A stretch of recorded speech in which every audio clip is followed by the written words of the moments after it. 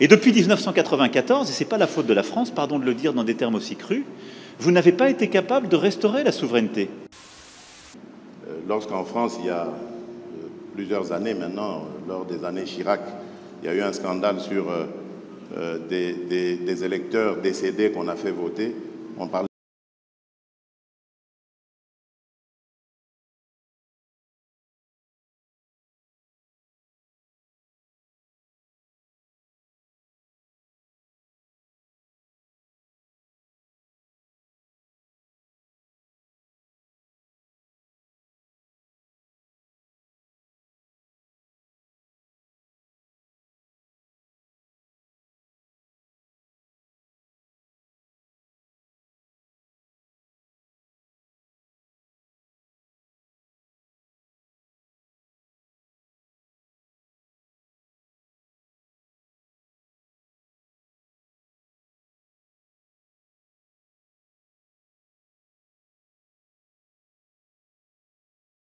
Félix Tshisekedi, le président congolais.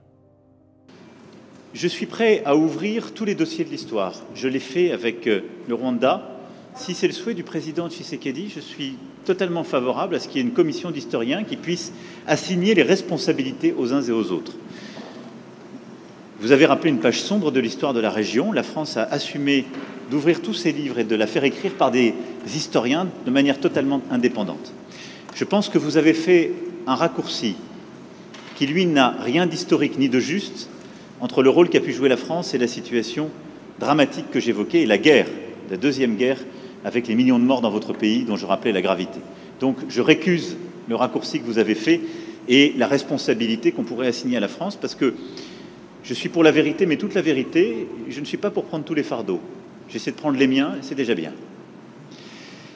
Donc, oui, pour une commission d'historiens pour faire ce travail, s'il vous semble utile, s'il semble utile au président, et donner les faits. Ensuite, soyons clairs, quelle est la situation depuis 1994 ?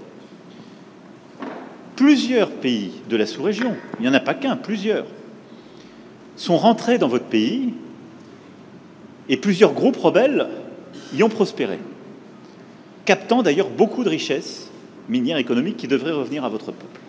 Et depuis 1994, et ce n'est pas la faute de la France, pardon de le dire dans des termes aussi crus, vous n'avez pas été capable de restaurer la souveraineté, ni militaire, ni sécuritaire, ni administrative de votre pays. C'est aussi une réalité. Il ne faut pas chercher des coupables à l'extérieur de cette affaire.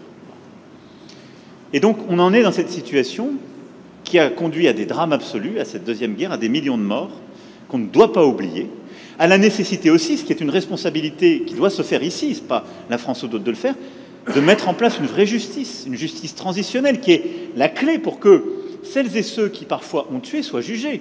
Et parfois, ils évoluent encore, ils sont là, ils sont encore avec des responsabilités. Comment voulez-vous qu'il y ait une paix durable et de la confiance dans un pays quand la justice n'est pas passée? Ne demandez pas, n'accusez pas la France pour quelque chose qui dépend de vous, là. C'est une réalité aussi. Là, pour le coup, je ne peux pas donner tort à Emmanuel Macron. Il a raison sur plusieurs points. Mais ce qui me dérange, c'est le ton employé. Un ton arrogant, un ton rabaissant, un ton humiliant. Vous n'avez pas été capable. Tu vois, le problème avec ça, c'est que Emmanuel Macron ne fait pas la distinction entre la prise de parole publique et la prise de parole privée. Je m'explique. Imagine que moi, demain, avec plusieurs autres personnes, je suis invité chez toi. On rentre chez toi et je commence à te critiquer. Ah, mais ta maison, elle est sale. Mais j'ai l'impression que tu sais pas entretenir ta maison.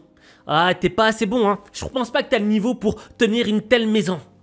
Comment tu vas te sentir? Tu vas te sentir humilié, rabaissé. Pourquoi? Parce que j'ai pointé du doigt tes faiblesses face à tout le monde. Et c'est ce qu'a fait Emmanuel Macron. Or, on ne commence pas un débat, une discussion pour créer un partenariat entre deux pays en rabaissant l'autre avec un ton arrogant. Parce que ça n'engendre qu'une seule chose. Ça n'engendre que des larmes, des gouttes de haine dans les cœurs. Et comme je dis toujours, la goutte de haine qui naît du cœur ne s'endort jamais. Il y a un deuxième élément qui m'a marqué. Encore une arrogance. Emmanuel Macron parle de justice. Et il a raison. Un pays qui marche, un pays dans lequel on a confiance en l'État, en le pouvoir, c'est un pays où la justice marche, où la justice est égale pour tous. C'est logique. Mais, tu vois, avec ce ton un petit peu paternaliste envers le président africain, il oublie de faire son propre bilan de conscience. Est-ce que t'as pas été choqué par l'affaire Pierre Palmade? Pierre Palmade, cet homme, cet acteur, issu du monde des artistes, etc., qui était pété de drogue et qui a pris la route et qui a tué un enfant, qui a détruit la vie d'un autre enfant de 6 ans en lui détruisant sa mâchoire, sa vie est foutue pour toujours, et un père qui est entre la vie et la mort, et une mère qui a perdu son enfant, qui ne vivra plus jamais de la même manière sa vie. Cet homme-là, je l'ai appris, n'ira pas en prison. En tout cas, pas pour l'instant. Il se fait soigner en prison, comme si c'était lui la victime. Or, moi, c'est une affaire qui me choque. Parce que il y a d'autres affaires où il y a des victimes qui se sont protégées de leur bourreau et qui risquent, elles, la prison. Et donc, je suis d'accord avec le discours d'Emmanuel Macron. Parce que lorsque je regarde le peuple français qui voit ce genre d'affaires, il a tendance à remettre en doute la clarté de son gouvernement.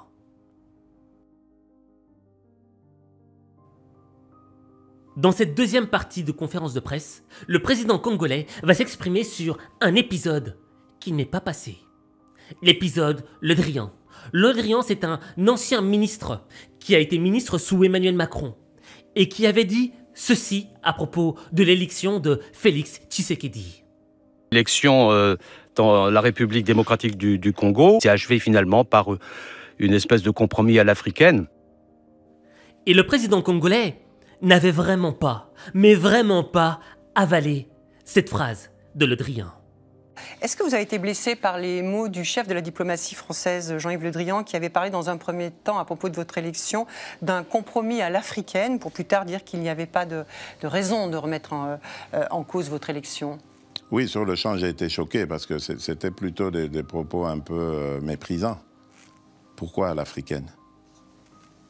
Pourquoi l'africaine? Vous l'avez évoqué avec lui, cette phrase? Non. Lui-même, d'entrée de jeu, a donné son explication. Je n'avais pas à le traquer, à le mettre dos au mur. Il s'est expliqué. Pour moi, le conflit était clos. Mais qu'est-ce que vous avez compris dans cette phrase? Le malentendu, j'allais dire, était clos. Mais j'ai dit du mépris. Pour moi, c'est du mépris gratuit. Mais bon, moi, les choses basses, je les oublie très vite. Je n'aime pas m'attarder dessus, d'autant plus que la France, c'est un pays que je porte vraiment à cœur. J'aime la France, j'aime beaucoup la France.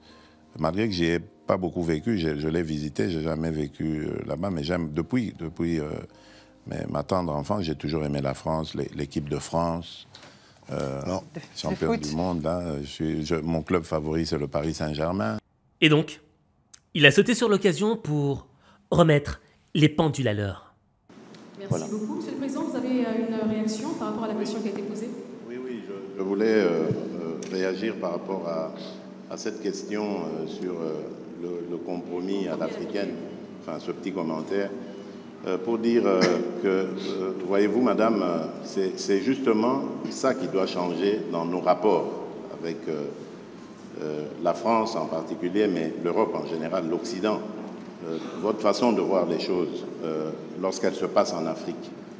Quand il y a des irrégularités aux élections américaines, on ne parle pas de compromis à l'américaine.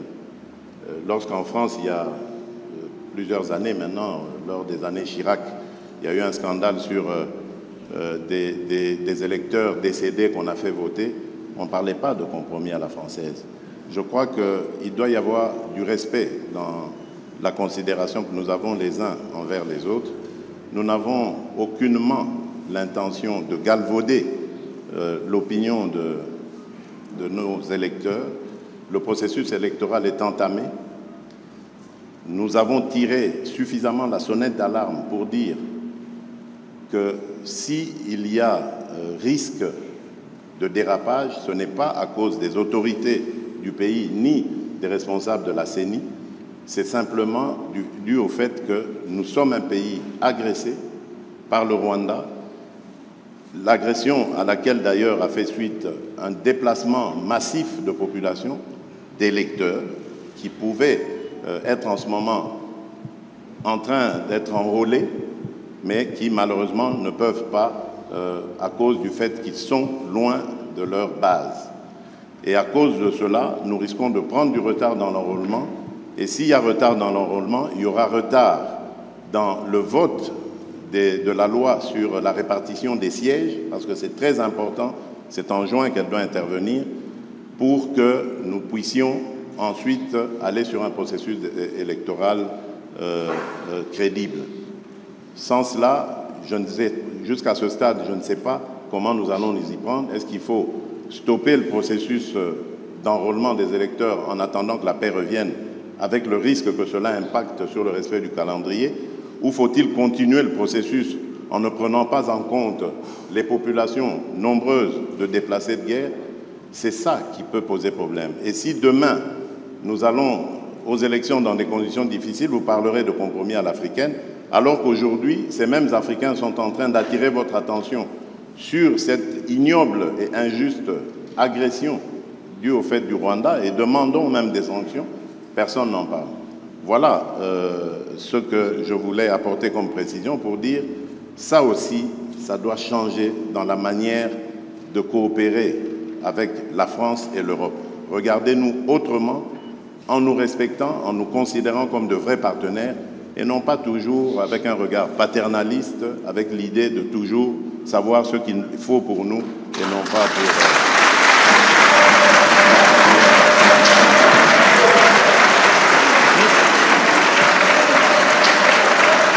Voilà, merci.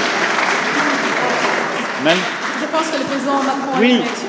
malgré les vivas, si le président Tshisekedi m'y autorise, je voudrais apporter un commentaire au commentaire.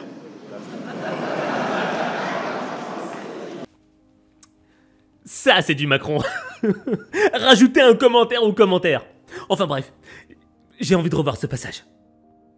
Respectant, en nous considérant comme de vrais partenaires, et non pas toujours avec un regard paternaliste, avec l'idée de toujours savoir ce qu'il faut pour nous et non pas pour...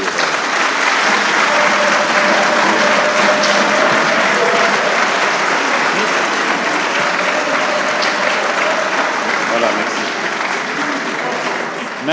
Je pense que le président Macron a Oui, une réaction.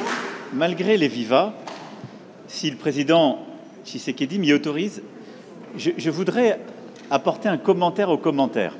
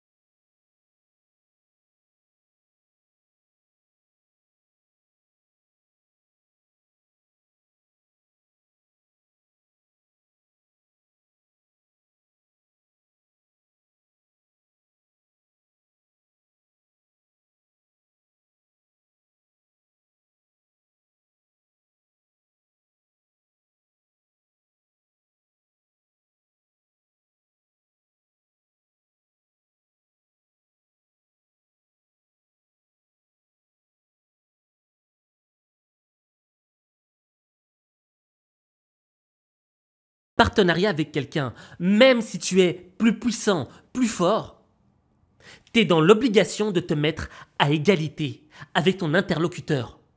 Pourquoi? Parce que quand tu noues un partenariat avec un interlocuteur, il possède des choses que tu n'as pas. Tout comme tu possèdes des choses que lui n'a pas. Raison pour laquelle il faut ravaler son arrogance et se mettre au même pied d'égalité que son interlocuteur. Et avoir une attitude de leader. L'attitude du leader, c'est quoi? L'attitude du leader, c'est de tirer ses coéquipiers vers le haut. Pas de les rabaisser, pas de leur rappeler leurs défauts, pas de leur rappeler leurs erreurs. Non. C'est de les pousser à se dépasser. Parce que quand ton interlocuteur, quand ton partenaire se dépasse, il permet de te dépasser toi également et d'atteindre l'objectif ensemble. Or, sur ce coup-là, le président Macron, avec ce ton arrogant qu'on lui connaît, tu vois, il parle pas comme ça qu'au président africain, hein. Il parle comme ça aussi aux citoyens français, tu vois. Ce ton arrogant fait que, premièrement, ça crée un sentiment de haine envers l'interlocuteur là qui te parle, parce qu'il sait qu'il est puissant, mais il t'écrase. Et deuxièmement, ça permet pas de nouer un partenariat solide qui permette d'atteindre les objectifs. Et là, tu vas découvrir la dernière partie de cette conférence de presse où Félix Tshisekedi a recadré violemment Emmanuel Macron. Je m'explique. D'abord, je pense que c'est très bien parce qu'on lève beaucoup de malentendus à travers ce jeu de ping-pong. D'abord, je veux que vous sachiez que quand il y a des problèmes électoraux aux États-Unis d'Amérique ou en France, la presse française en parle. Elle les dénonce, elle l'explique, elle s'en saisit, et elle en parle de manière aussi intraitable qu'elle le fait quand elle parle de vous. Donc il n'y a pas de double standard. Ce qui serait inquiétant, c'est si la presse française n'en parlait pas pour vous, mais elle en parle aussi pour nous. Mais pas de compromis. Non, mais elle parle de tout, elle parle de malversation quand il y en a. Elle parle beaucoup plus, elle va beaucoup plus loin, il n'y a pas de sujet. Elle essaie de dire la vérité, c'est le travail d'une presse indépendante. Et donc, il ne faut pas être choqué que la presse, quand elle a écho, quand elle entend des oppositions qui disent qu'il y a des problèmes, vous pose la question. Ce serait un double standard si elle disait « on est en Afrique, donc on ne pose même pas la question, ce n'est pas un sujet ». Non, elle pose la question, mais elle le fait aussi chez nous. Chez nous. Et il se trouve que chez nous, quand il y a des malversations politiques, je ne voudrais pas que des malentendus s'installent, y compris quand on fait référence au président Chirac, ben, il y a des procès qui sont faits. Et les gens sont condamnés, parce qu'il y a une justice indépendante. Donc il y a une presse indépendante et une justice indépendante. Ça crée une démocratie qui est parfois vibrante. Alors je ne dis pas que c'est... on se fait attaquer, mais c'est très bien. Ça permet les alternances démocratiques et ça permet de bâtir par cette maïotique une vérité. Ça, c'est la première chose. Ne croyez pas qu'il y a un double standard, ça n'est pas vrai. Ne croyez pas que ce soit de l'irrespect, ça n'est pas vrai, parce que les journalistes français, européens ou américains posent les mêmes questions à leurs dirigeants chez eux. La deuxième chose, et ça me permet d'insister, parce que le président a parlé de la France en répondant à la question. Quand un ou une journaliste française pose une question, ça n'est pas le gouvernement de la France. Et c'est bien comme ça. Mais il ne faut pas tout confondre. Non, parce que non, mais c'est pas une position de la France. Je faisais allusion. Parce qu'il n'y a pas de, il y en a eu. Je faisais allusion au propos de Le Drian. Lui, il est officiel français. Oui, mais le compromis à l'africaine, c'est Le Drian, c'est pas la journaliste. C'est exact, mais ce compromis.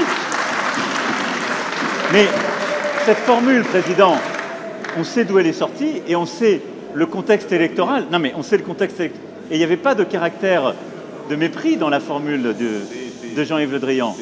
À Nairobi, d'ailleurs, grâce à toi, on a pu s'expliquer avec lui.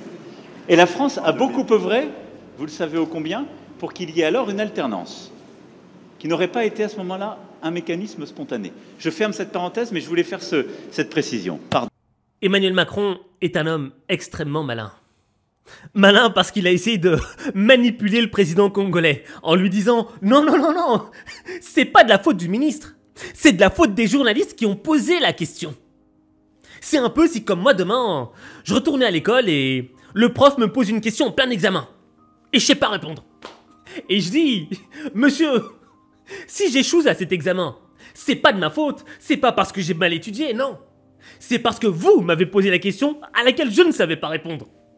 Enfin bref, le président congolais n'est pas tombé dans le piège. Et il l'a recadré, intelligemment je dirais même. Et tu vois, c'est ça le truc. Quand tu es en vérité, quand tu cherches pas à manipuler ton interlocuteur, eh bien, c'est toi qui remporte le débat. Pourquoi? Parce que la vérité, on ne peut pas l'altérer. Un fait, on ne peut pas l'altérer. C'est factuel. Ton ministre l'a dit. On a les preuves vidéo qu'il l'a dit. Donc, n'essaye pas de me manipuler dans ce sens-là. À travers cette conférence de presse, il y a plusieurs leçons de vie que tu devrais mettre en évidence et appliquer dans la tienne. La première, c'est laquelle? C'est différencier cette parole publique et cette parole privée. Et tu vois, ce qui m'a fait rire dans le discours d'Emmanuel Macron, c'est qu'il est en totale contradiction avec lui-même. Parce qu'il y a quelques années de cela, je m'en souviens très bien, il avait hurlé sur un journaliste. Hurlé! Parce que ce journaliste avait révélé publiquement une parole qui était censée rester privée entre Emmanuel Macron et des dirigeants libanais. Ce que vous avez fait là, compte tenu de la sensibilité du sujet, compte tenu de ce que vous savez de l'histoire de ce pays, est irresponsable. Irresponsable pour la France, irresponsable pour les intéressés ici, et grave d'un point de vue déontologique. Vous m'avez entendu défendre les journalistes, je le fais toujours, mais je vous parle avec franchise. Ce que vous avez fait est grave, non professionnel et mesquin. Ce journaliste, c'était Georges Malbruno. Et le deuxième élément que j'ai envie de mettre en évidence, c'est quoi? C'est cet aspect de partenariat. Tu sais, pour réussir dans sa vie, il faut être bien entouré. Ceux qui réussissent sont ceux qui sont capables de déléguer. Et je le dis, moi c'est mon plus gros défaut, je suis incapable de déléguer. Or, quand tu n'es pas capable de déléguer, tu commences à vouloir faire tout seul. Et quand tu fais tout seul, tu finis par t'effondrer tout seul. Or, l'idée de nouer un partenariat entre Africains et Européens, c'est une superbe idée. Mais, il faut respecter l'autre. Et ça me rappelle encore ce discours du président ghanéen qui avait dit la même chose à Emmanuel Macron. Donc, quand vous regardez cela et que vous regardez aussi l'histoire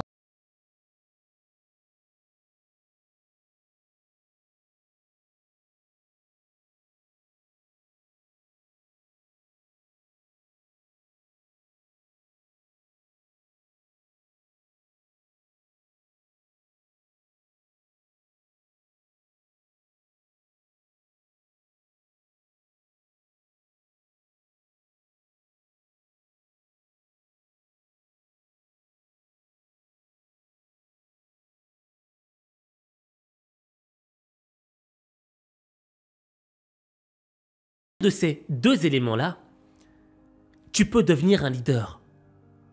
C'est-à-dire que pour être un leader, lorsque l'on prend la parole, on est capable de différencier le moment où on doit parler en public et arrondir les angles avec son interlocuteur, et le moment où on parle en privé et on rentre dedans, même si c'est pas très diplomatique. Ensuite, le deuxième caractère du leader, c'est quoi? C'est que même s'il sait qu'il est plus fort, qu'il est plus ça ne veut pas sortir, qu'il est plus puissant que son adversaire, il ne le montre pas. Il ne montre pas sa force. Il respecte pas son adversaire.